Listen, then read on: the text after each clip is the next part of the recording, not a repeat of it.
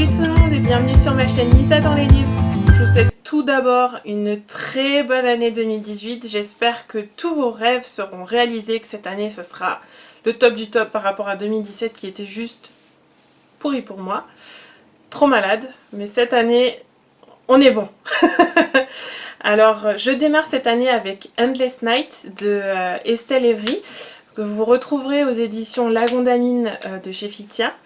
Oxane est une jeune journaliste parisienne qui part à Saint-Pétersbourg pour le compte de son journal, mais également pour faire ses preuves auprès de celle-ci. Elle se retrouve à devoir travailler dans un club qui s'appelle Le Secret pour détenir quelques informations pour son journal, et elle va tomber sous le charme de Grigory, qui est le patron de cette dernière. Son cœur va donc balancer entre révélation et tentation.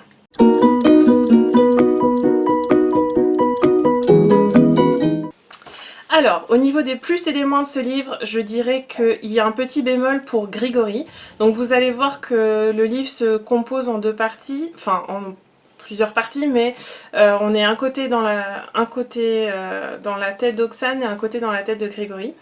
Et l'auteur a vraiment mis l'accent sur les détails, mais pour moi, du côté de Grigory, il manque ce petit quelque chose sur sa tenue vestimentaire. On n'a pas assez de détails, il est vachement sexy, il est vachement chic et on n'arrive pas à savoir comment il est exactement, et ça m'a vraiment embêtée.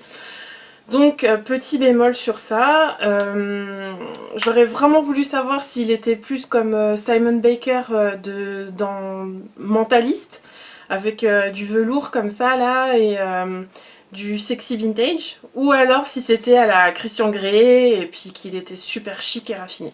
Donc ça c'était vraiment le petit point négatif qu'il fallait absolument que j'en parle parce que ça m'a embêté. Mais sinon le reste pour moi c'était top.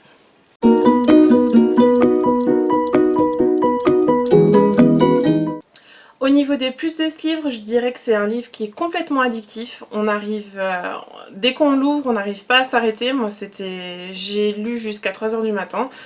Ça change de ce que j'ai l'habitude de lire. On est dans quelque chose qui est différent. Il y a une ambiance qui est un peu sombre, mais j'ai beaucoup aimé. Ça penche vers du thriller, mais on a quand même une base de romance qui reste l'axe principal. Il y a quelques scènes érotiques, il faut quand même le préciser, qui sont d'ailleurs très très bien travaillées et détaillées, j'ai vraiment adoré. Il n'y avait rien de vulgaire, donc pour moi c'était top. L'auteur elle nous perd complètement dans un autre univers. C'est bourré de suspense et de sensualité et moi j'ai adoré. On ne sait pas du tout où on va, mais on sait qu'on veut la fin et ça c'était top. Pour moi c'était un bon mix des deux et je sais pas comment elle a écrit son livre, je sais pas dans quel concours elle était exactement, mais en tout cas moi j'ai juste adoré ce bouquin, je l'ai dévoré. Donc je sais que l'auteur elle travaille sur un tome 2 et j'ai vraiment hâte de savoir la fin et la suite, parce que là la fin est top. On a enfin la révélation, mais ça part en queue de poisson et on se dit non. Donc je veux trop le 2, j'ai vraiment hâte.